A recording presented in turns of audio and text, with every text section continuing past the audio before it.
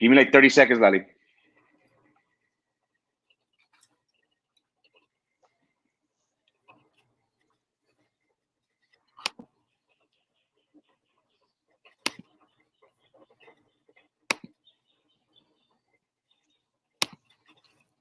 Hey, are we ready?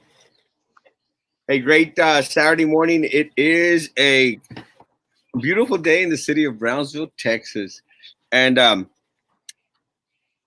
we're going live again on the YouTube channel and going live on Frankie's page. Morning, Frankie. How you doing today? How's it going? Good morning, Erasmo. Good morning, world.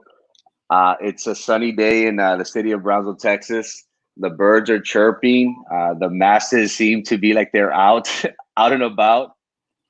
Um, I'm gonna be one of those, Erasmo. I have to fix a tire that has a has a nail, so I'm just gonna go get a new tire. So I'm a little hesitant about heading out, but it's something that I have to do. But I'm gonna hurry back and huddle in my hut, so to Huddle in the speak. hut. Well, I actually went to Walmart this morning. I had to go pick up some goodies for my adoptee. In regards to graduate adoptee, I'm going to go actually go deliver later on this afternoon as soon as I get a shirt ready. Hint, hint. But it's I appreciate we had uh, Joel on, and appreciate Joel coming on and doing that in regards to starting up that adopted graduate senior page. Este, it was very commendable.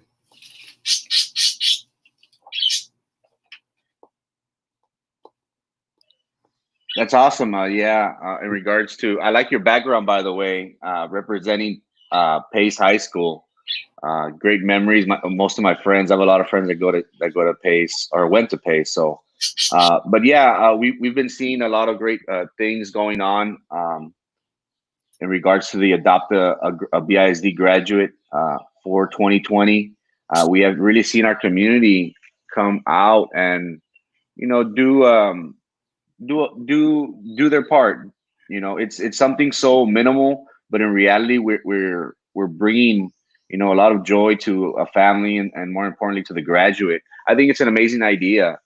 Hats off to Joel and his team for creating that, and we saw Erasmo how the rapid increase in their membership quickly grew. Yeah. I would estimate that there's what, couple thousand seniors, if anything, in the city of Brownsville.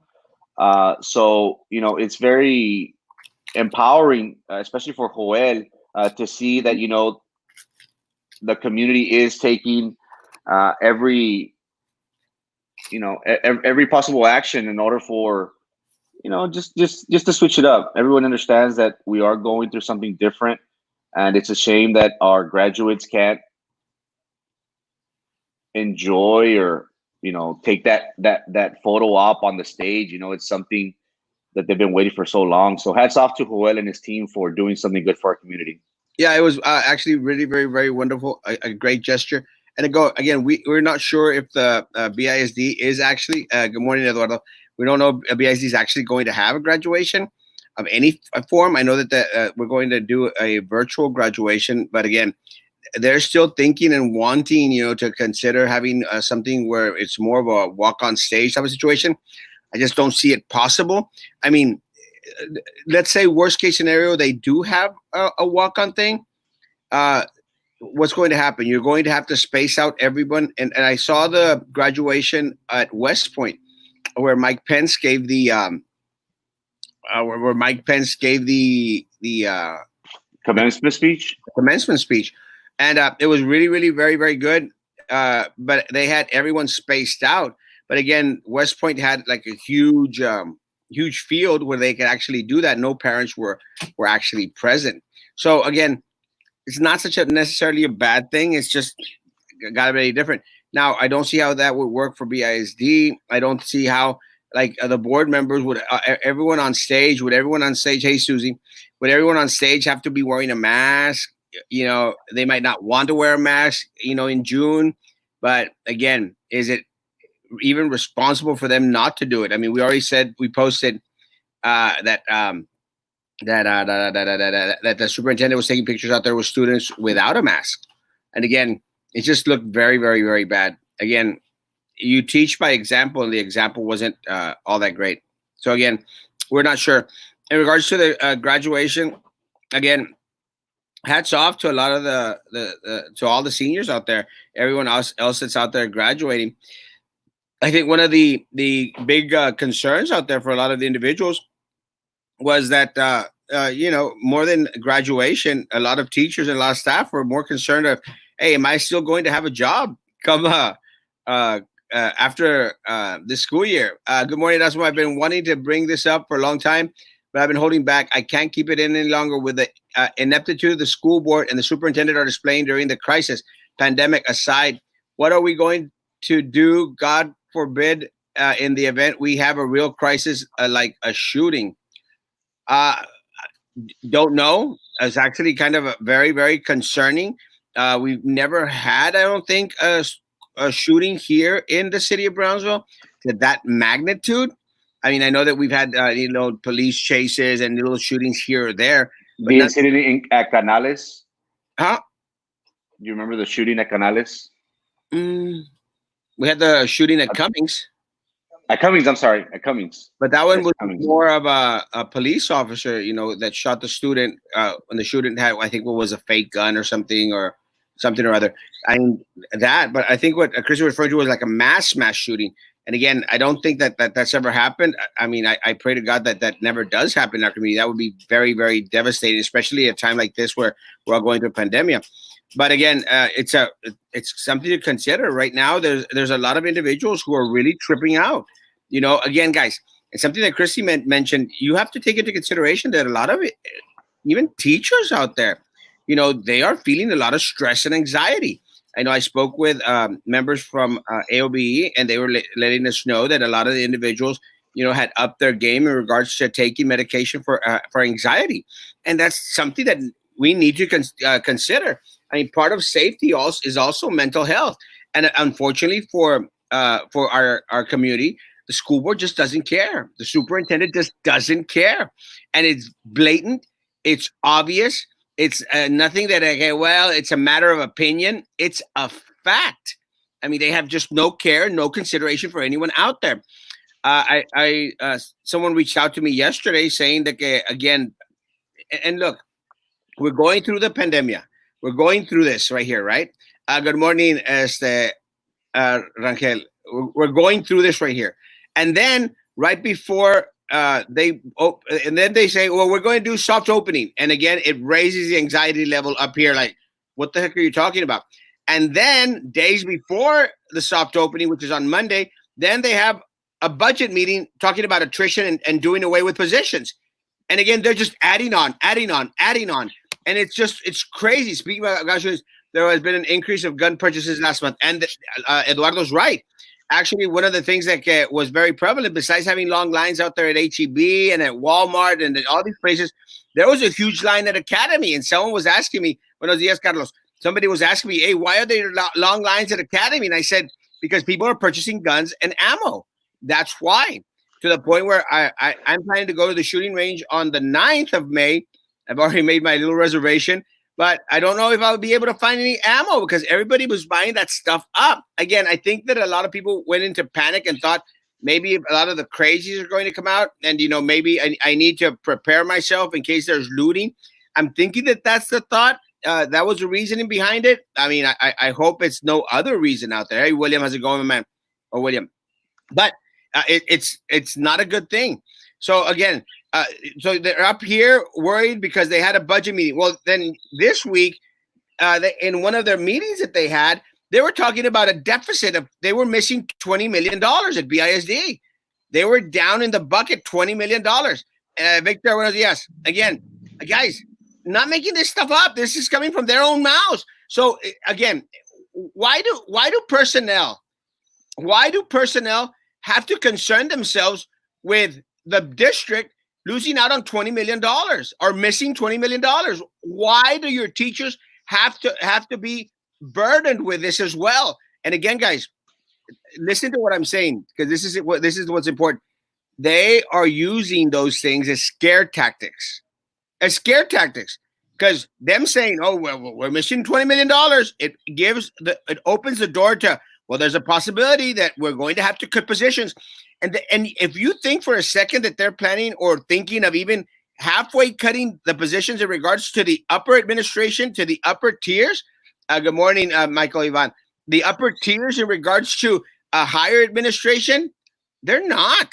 They didn't even mention anyone at Price Road on the budget committee meeting. Never. They thought it was going to be martial law. Yeah, I think so too, Susie. That was part of the issue. They thought it was going to have martial law, and all chaos was going to break loose. So I think that's one of the reasons why they're buying. Guys, they don't care that teachers, staff anxiety level is rising up there. And again, going into shootings, guys, mental health is important. And, people want to have a certain ounce of stability. Again, and this Rona hasn't affected all of us the same. ¿Quién o dónde los gastaron? I think Sylvia pocketed a big old chunk. And again, guys, the truth. Sylvia took the district for millions. I know that Rio Hondo was pondering and looking that they had been missing $1.7 million out there. Again, it's just a lot of money. They should cut their paychecks instead of cutting or taking away positions from teachers and staff. Yeah, 100%. I mean, you automatically, by doing away with the deputy superintendents, that I'm sorry, they are doing a job that easily our superintendent could do. Just by getting rid of the two superintendents, we'd save the district over $400,000. $400,000, guys. That's 10 halfway decent paying jobs. 10. Good morning, guys. Blessed day, Marta Alicia. I mean, 10 jobs at $40,000. I've never earned $40,000 in my life. Ever. So 10 of me would be ecstatic to earn $40,000. 10. Cállate. 20 at $20,000. 20 at $20,000, which is what más o menos a lot of our classified staff make. Ecstatic, guys. Ecstatic. Erasmo, it's understood that there wasn't a need to have the teachers aware of the district's deficit as a total. Is it a way for them to say, "Hey, we're losing money, so it's because of you, so we got to get rid of you"? That's my question. But it's not prudent. It's not right. It's like saying, it's like the dad going to the child and saying, "You put me in a hole, 15 grand, get out of the house," type of deal. Like, really? Like I don't understand the thought process behind it. Again, we all had an understanding or an idea, with the exception of the school board president, that funds weren't going to be available, or there was going to be some sort of loss in some way or another for the district. And again, we have previously mentioned here on different segments how it wasn't going to be at the top heavy glass palace administration level. It was always going to be lower bottom tier. So again, I don't understand it, Asmo. If you could explain to me that, and what would be the correct way of doing things. Well, first of all, again, all it is just anxiety for a lot of teachers. The teacher that reached out to me yesterday was really like tripping out. Like, why do we need to know? Good morning, Kevin. Why do we need to know that they're missing $20 million, or they're in the hole $20 million? And again, it's preparing the way, and it's out there. It's a scare tactic, guys. I mean, look, guys, we all know already that next year, hombre, cállate, shut up. It's a lot of money. It is a lot of money, bro. Yo me conformo con un milloncito. Guys, we already know that automatically next year for 2020, 2021, we're going to lose students. I would dare say between 1,000, 2,000, 3,000 students. We're going to lose students. and they're going to try and blame everyone under the sun, because that's what they do. They specialize on the blame game. Well, it's really the teacher's fault.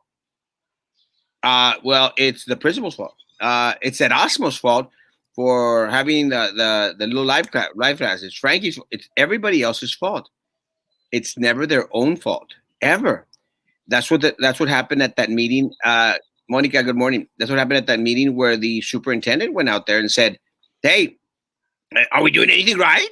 Because he was felt was Is the sky falling? is the sky falling. He was feeling that he was feeling the heat. Other than this stupid corrupt superintendent, is there going to be another person or people running for superintendent? Where people are running for school board. The school board is the one that ultimately hires the superintendent.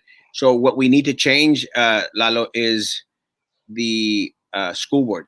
100%, guys. It's anxiety or anxiety. So they're putting their feet to the fire. They're saying, "Hey, guys, pues, right here, people are going through the pandemic right here with their families, their loved ones, and it's getting to the point, guys, that everyone out here in the city of Brownsville is going to be knowing someone who is either positive or has passed away. It's going to get to that point, and it's not like a month from now. It's probably going to be in the next couple of weeks that everyone in the city of Brownsville is going to at least know someone that has been affected directly by the Rona.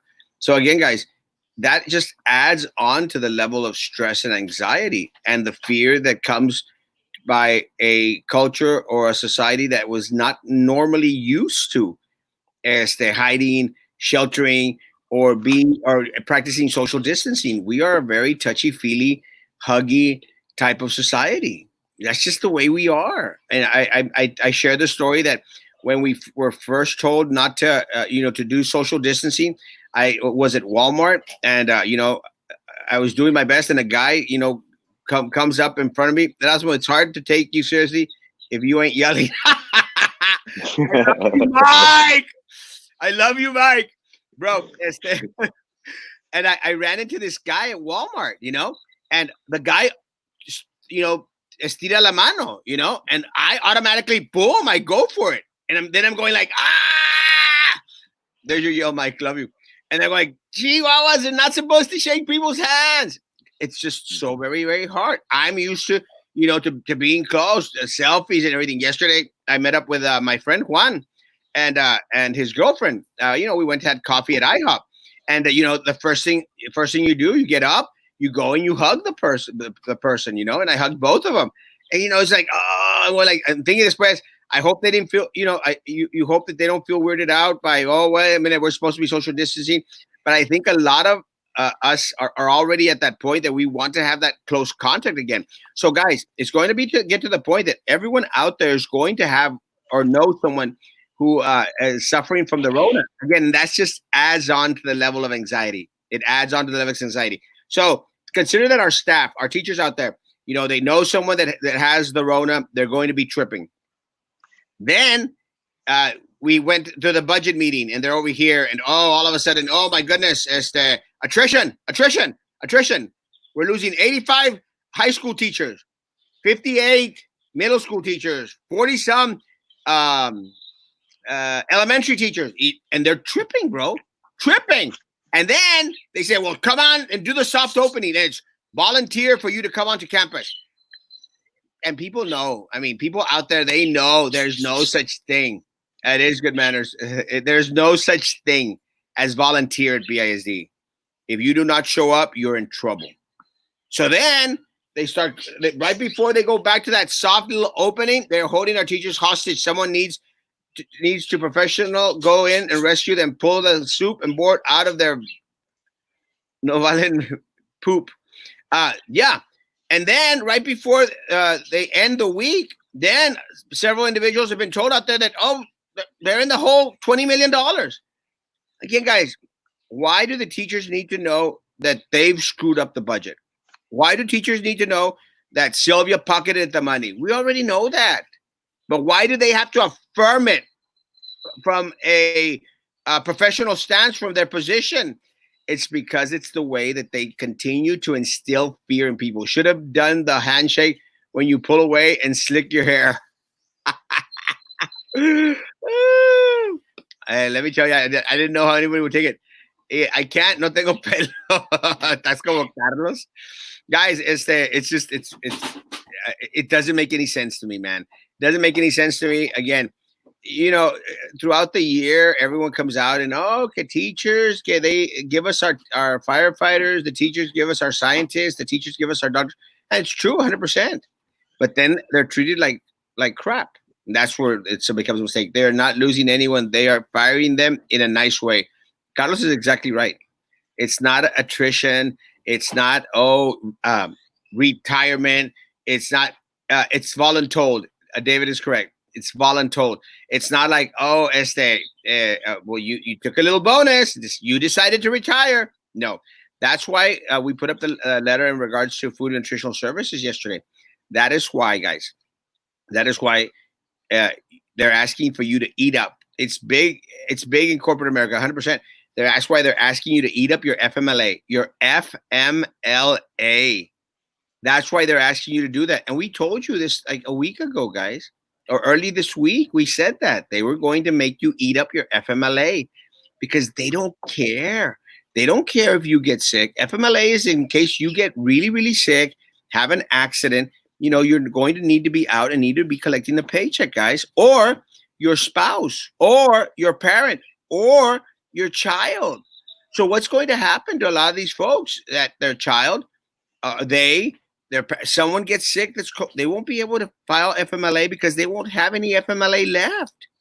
Now, besides that, they say, well, if we can't communicate with you, it's going to be considered job abandonment.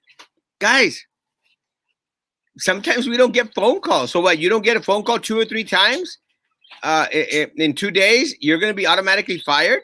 Sarai? Really? That's what's going to happen, man. That is what attrition means for BISD, and it's a shame. It's a shame. And again, and like I told my friend who just came onto YouTube, guys, I challenge anyone out there, anyone. Let us know where we're wrong in anything. Let us know where we're wrong. Again, if your argument is Erasmo's negative, you already lost. It's over. I don't even feel like I need or have the need to discuss anything with you, because once you come out, well, you're just being negative. That's all it is. I mean, why waste my saliva? You're stupid. Stupid. Hey, Erasmo, got a question sent in for you. For Bronzo Talk, certified and classified employees must submit an online transfer application before 5 p.m. Friday, May 1st. I wonder how many teachers and staff now regret submitting a transfer now or are thinking of no longer putting in for one due to the last one in, first one out. Well, again, you have to understand that last one in, first one out. Everyone's going to be placed in a pool. And what's going to happen once you get placed in the pool, and Carlos can correct me if I'm wrong, once you get placed in a pool, they place you anywhere which way that you want, and you lose seniority. So when you lose seniority, you basically lose it all, everything. So you're going to basically, like, if you were a new employee and anyone that has been there for a year, 2 years before you, they're up on the little ladder, up on the totem pole more than you, even despite the fact that you've been in the district for 10, 15, 20 years. Just don't care. I feel bad for the teachers who are already in their elder years because they really love what they do, and majority of my teachers are in those stages. They really do care about the work. They do. And again, it's not the teachers. Teachers love the students. William's comment, we have amazing teachers. I know this is a little off topic, but at some point during one of your talks, will you please address the thing that pisses me off the most and what keeps the political corruption alive? And well, in the RGB is that no matter how important the issue, there will be a minimal number of voters at the polls this November. It's been for decades. Yes, but let me say something in regards to that. And we'll go back into the teachers in a little bit. Guys, this is a presidential year. We're expecting 30 to 35,000 people to come out and vote. Hopefully, maybe less because of the Rona, but I think that by November, you are not being negative. You are truthful, and some can't handle the truth. Amen, sister. Again, hopefully by November, everything is going to be somewhat calmed down. So maybe we'll have the 35,000 people to come and vote. That is still at 20 to 28% of Percent. Yeah. the registered voters in Brownsville, Texas. I mean, we have, I think, 90,000 to 100,000 registered voters in the city of Brownsville, if not mistaken. Guys, we need you to come out and vote. We need you to come out and vote. We need to push up the percentage of individuals who are actually coming out to vote, because once they maintain as long as they maintain low voter turnout, they win. They have their little crazy, stupid base, Frankie. Erasmo, the a question, anonymous. What about the emergency money that they gave the super to use during all this? Did he use it? Wasn't it like 50,000? I think it. Well, I'm not sure it was 50,000 or they had 500,000 at his disposal. But again, there's no accountability for it, none whatsoever, nada. But again, guys, I don't think the 20 million that they're missing, the 20 million in the hole, I don't think it came from the recent monies. I'm more than sure that it came from Sylvia micromanaging everything out there in the district, plus the corrupt board who fomented the culture that permitted Sylvia to rip us off blind. Now, one of the things that came up in the attrition meeting. Don't worry, Eduardo. I will take you a card to get you registered to vote today. Guys, one of the things that came out at the attrition meeting was in regards to the number of counselors, because they were complaining in regards to, well, we have too many counselors. That's what they were complaining about. That was the first thing that they discussed. The first topic out there was the number of counselors. Too many counselors, guys. Now, Drew went on there and started to say, well, it was previous administrations. It really wasn't our fault. No, Drew. It was Sylvia. It was Sylvia who was giving her little buddies a job and trying to make up points for the Social Security scam that she ran, that she got indicted on, and then it was later dropped. The indictment was dropped. That's where it all started. That was the base of everything. We voted on it, Drew, in regards to increasing the number of counselors per campus. So it didn't happen at previous administrations. It happened during yours, Drew. I mean, you know what? It's very lame to continue to blame previous administration, previous boards for the screw-ups and the thievery that these individuals have done. Because again, you could accuse me of anything you want, guys. I never, ever took a dime away from my students, ever.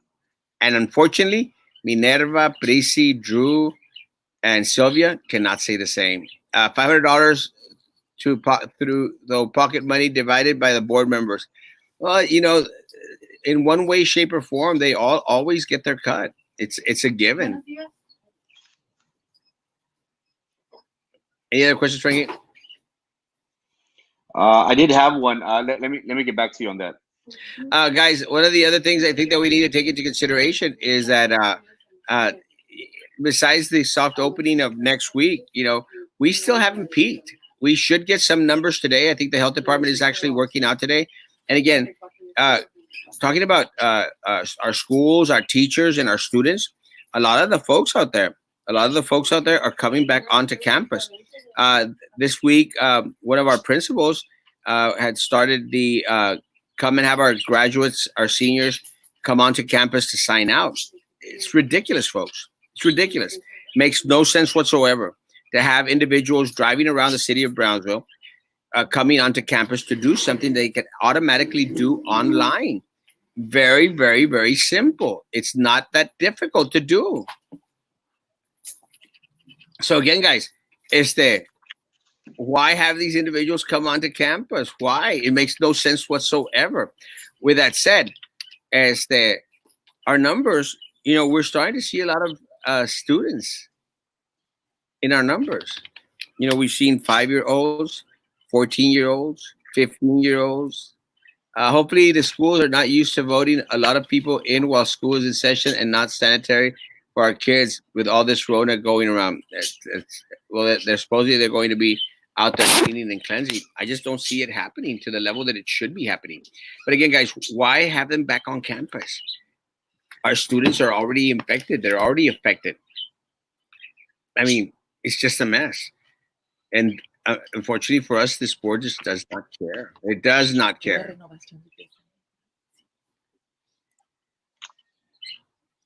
Frankie, anything else? No, have a good Saturday, guys. We do apologize for it being a little echoey. We were working with two platforms. We're trying to fix that. Thank you for tuning in, guys. It's been fun. We've been noticing lately that they're watching and they're paying close attention. So I think we're doing our job. We're trying to hold them accountable as best as possible. And this is a great platform that the community could use in order to get their sentiment, their thoughts, their issues out there without being retaliated against or without fear of being ridiculed. These people have been holding on to this power, and it doesn't belong to them. It belongs to the citizens of Brownsville. Again, we stress to you the importance of voting, especially now more than ever.